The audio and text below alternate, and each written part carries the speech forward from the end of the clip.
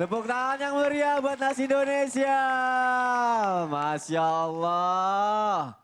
Assalamualaikum warahmatullahi wabarakatuh. Waalaikumsalam warahmatullahi wabarakatuh. Jamaah. Oh jamaah. Alhamdulillah.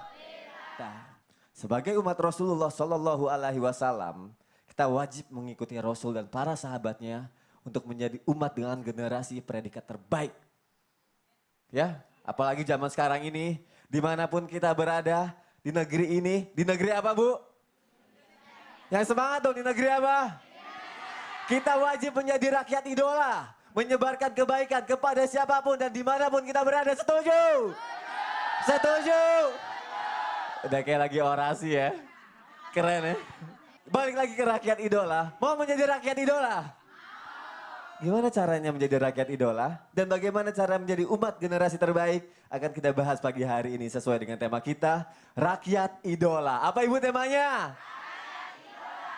Jamaah! Senang banget saya dengarnya kalau semangat kayak gini.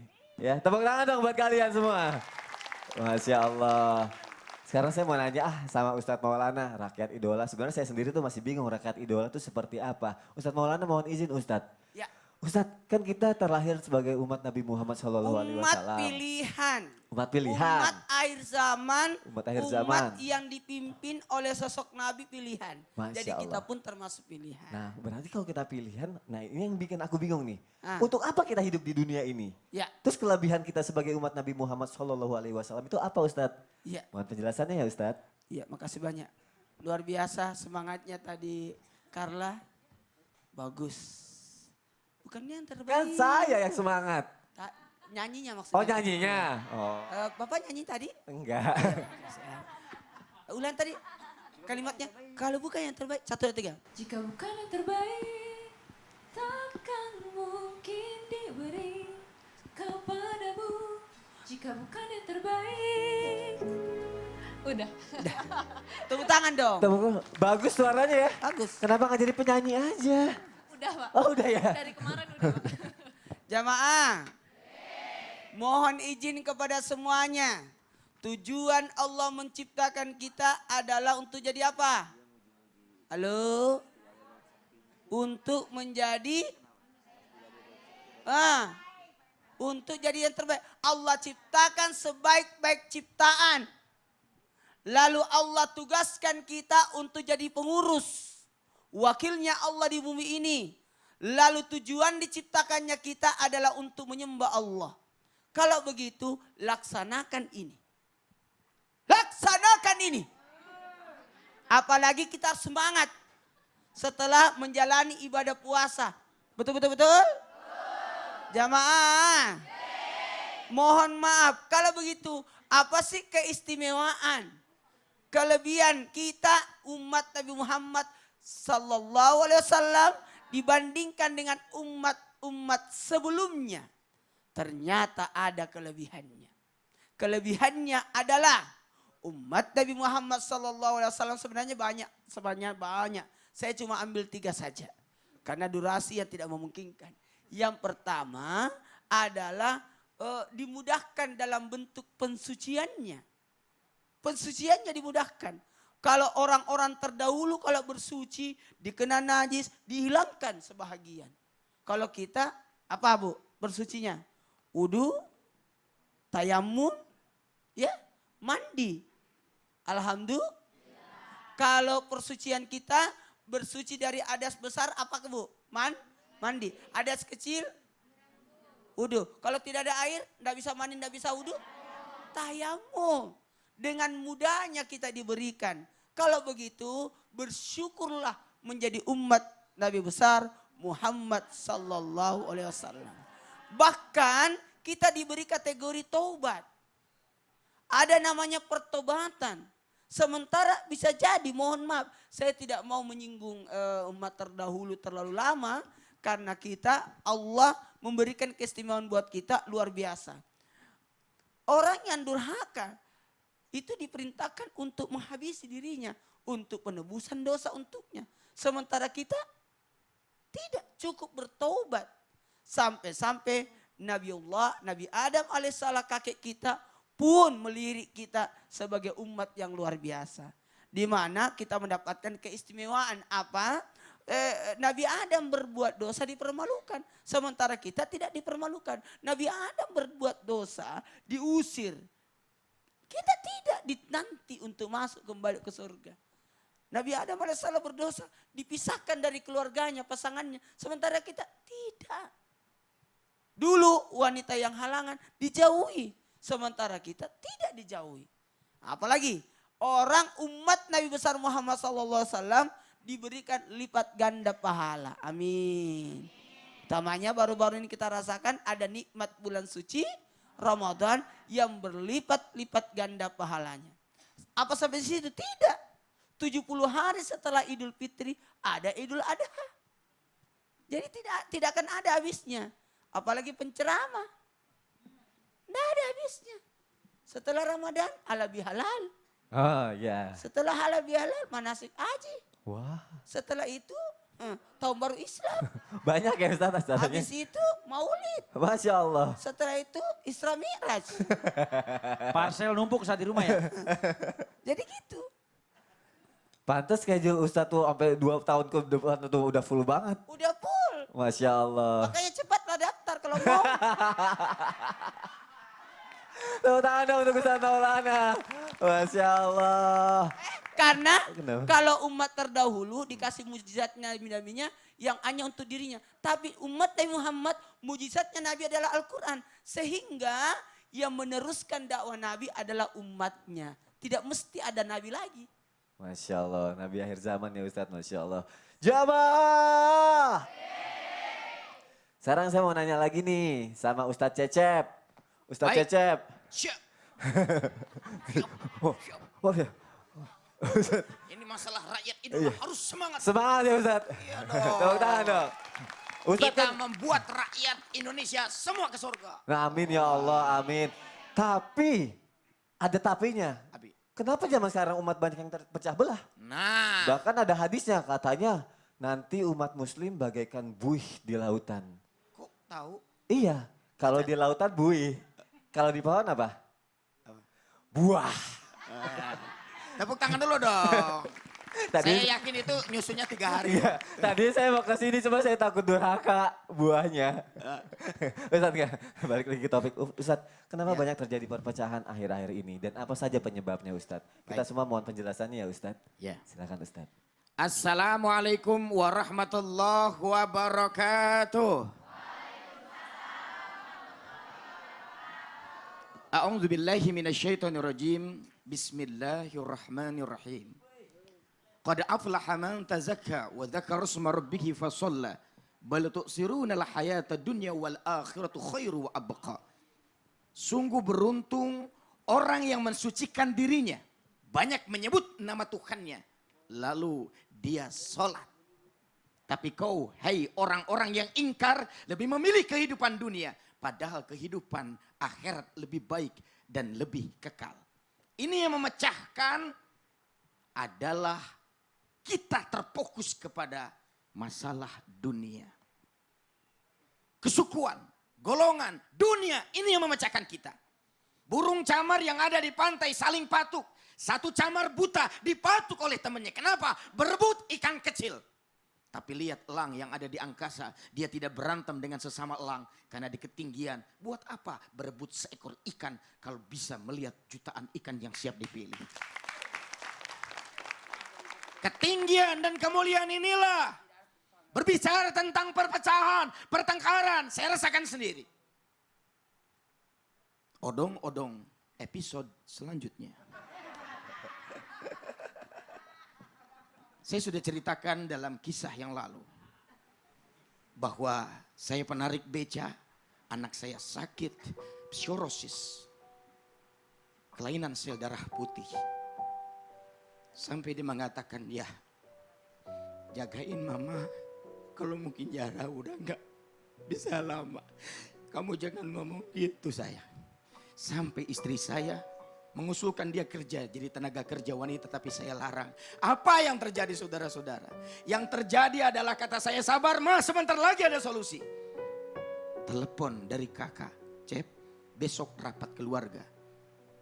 Karena ibu dan bapak telah meninggal, ada pembagian warisan. Ma, ini telepon, katanya ada pembagian warisan. Tapi dia berkata lagi, seorang kakak yang menempati rumah membawa parang. Siapa yang berani jual rumah ini? Siap-siap berkenalan dengan parang ini. Akan terjadi pertumpahan darah. Saya datangi dia. Kak, kenapa kakak seperti ini? Apa yang bisa saya bantu, Cep? Semua kakak sudah berhasil, hanya saya yang tidak punya kerja, belum nikah. Saya yang paling susah. Tidak ada seorang pun yang mau memperhatikan hutang-hutang saya.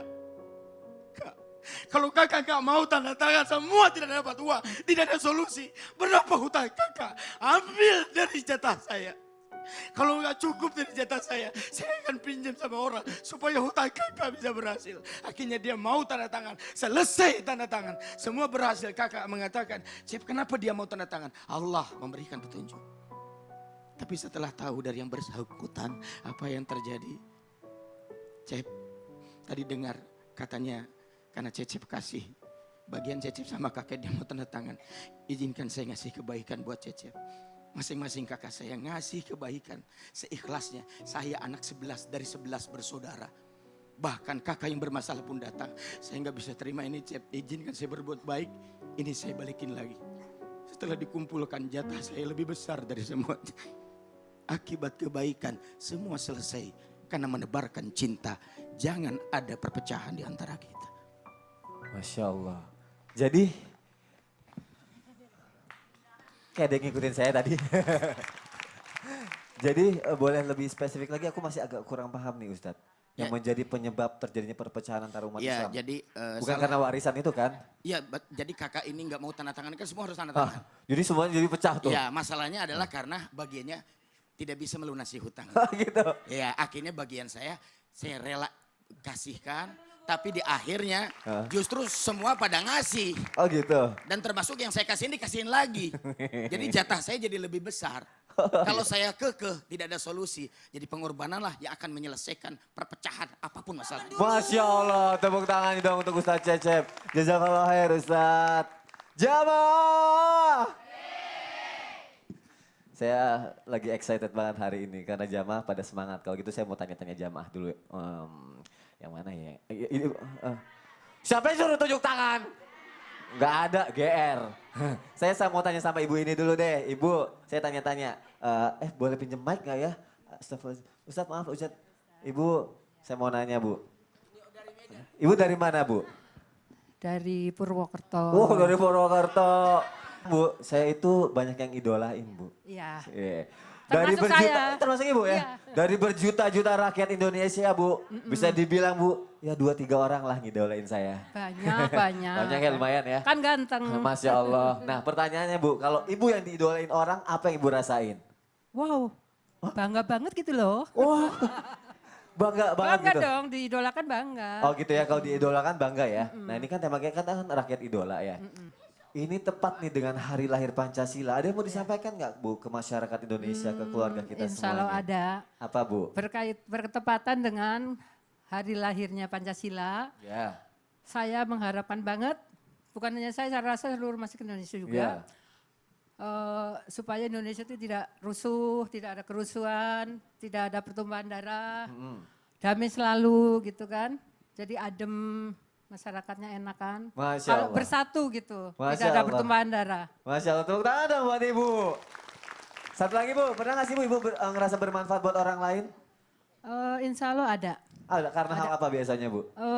Jadi kan banyak ya masyarakat yang tiba-tiba meninggal serangan jantung. Jadi di lingkungan kami ada yang namanya pos lansia. Seperti ibu ini kan udah di atas 60 tahun, Iya. masuk ke sebenarnya kategorinya 45 tahun ke atas. Ya. Jadi di lingkungan kami ada per RW, Ya. tapi masyarakat suka males berangkat Iya. ke pos lansia itu. Alasannya ngomong cucu lah, capek lah segala macam. Nah setelah saya datangin satu persatu door to door, Ya. saya jelasin kalau di pos lansia itu kita diperiksa tensinya, diperiksa berat badan, ditimbang, terus lingkar pinggang, juga mata, telinga semua diperiksa, juga darah untuk kolesterol dan gula. Setelah saya jelaskan, kan bermanfaat sekali. Dapat obat, dapat tambahan gizi seperti susu dan bubur.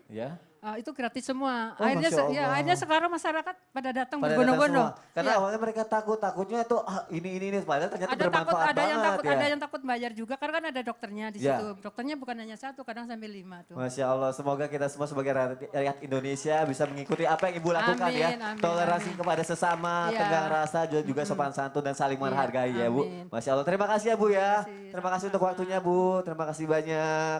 Utamanya kita kan ada budaya gotong royong. Ya Ustadz, Ya kepedulian. benar sekali Ustadz.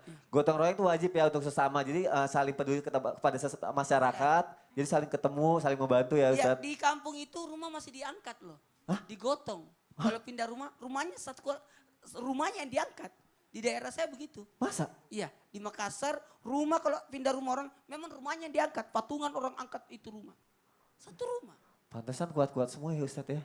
Tidak persatuannya. Persatuannya ya Namanya maksudnya. persatuan. Tidak ada yang berat kalau orang bisa bersatu. Masya Allah, terima kasih Ustadz Maulana. Tapi lu jangan bayangin rumah beton ya, rumah kayu, rumah kayu. Kayu yang Iya. itu digotong. Benar, Masya Allah. Jamaah! Semangat banget teriaknya. Gitu dong, gak apa-apa, bagus. Sekarang saya mau kasih kesempatan nih, yang untuk jamaah yang ada di studio yang mau bertanya. Nah sekarang boleh nih, yang mau tanya boleh angkat tangan nih. Ada ya? Oke, ibu deh, ibu ya, ibu. Ibu, oke ada mic-nya Bu. Silakan Bu, dengan siapa? Pertanyaannya apa Bu? Saya Ocha, saya dari Majelis Taklim Anugerah dari Bogor. Saya mau tanya, apa benar umat Islam kelak akan pecah menjadi 73 golongan? Sedangkan cuma satu golongan saja yang bisa masuk surga. Lalu siapakah golongan tersebut yang masuk surga? Dan bagaimana caranya agar kita bisa termasuk golongan tersebut? Masya Allah, bagus sekali pertanyaannya Bu. Terima kasih ya Bu, tepuk tangan dong buat Ibu. Langsung aja dijawab sama guru kita yang tercinta, Ustadz Ahmad Khan. Silakan Ustadz. Terima kasih Mas Soni. Assalamualaikum warahmatullahi wabarakatuh. Alhamdulillah wassalatu wassalamu ala Rasulillah Sayyiduna Muhammad ibn Abdullah wa ala alihi wa sahbihi wa man nasarahu wa walah wala haula wala quwata illa billah amma ba'd. Jamaah Islam itu indah yang dirahmati oleh Allah Subhanahu wa taala. Bicara masalah golongan di dalam hadis riwayat Imam Turmudi 2641 Baginda Rasul Nabi Muhammad sallallahu alaihi wasallam bersabda dalam hadisnya, kata Nabi Muhammad sallallahu alaihi wasallam, iftaraqatil yahud ala wahid wa sab'ina firqatan. Waftaraqatin nasara ala sintain wa sab'ina firqatan. Wa sataftariku ummati ala thalathi wa sab'ina firqatan kulluhum finnar illa wahidah. Kila man hum ya Rasulullah? Qala ma'ana alaihi wa ashabi. Sadaqallah wa sadaqa Rasulullah sallallahu alaihi wasallam wallahu a'lam bishawab. Ibu-ibu yang dirahmati oleh Allah Subhanahu wa taala, dari hadis ini jelas bahwasanya baginda Rasul Nabi Muhammad sallallahu alaihi wasallam beliau menjelaskan kepada kita sungguh umat Yahudi akan terpecah menjadi 71 golongan. Dan umat Nasara mereka akan terpecah menjadi 72 golongan. Dan nanti umat baginda Rasul Nabi Muhammad sallallahu alaihi wasallam di akhir zaman umat Islam mereka akan terpecah menjadi 73 golongan. Semuanya di dalam neraka kecuali satu yang selamat. Lalu ada yang bertanya kepada Rasulullah, ya Rasulullah, manhum, siapa mereka yang selamat?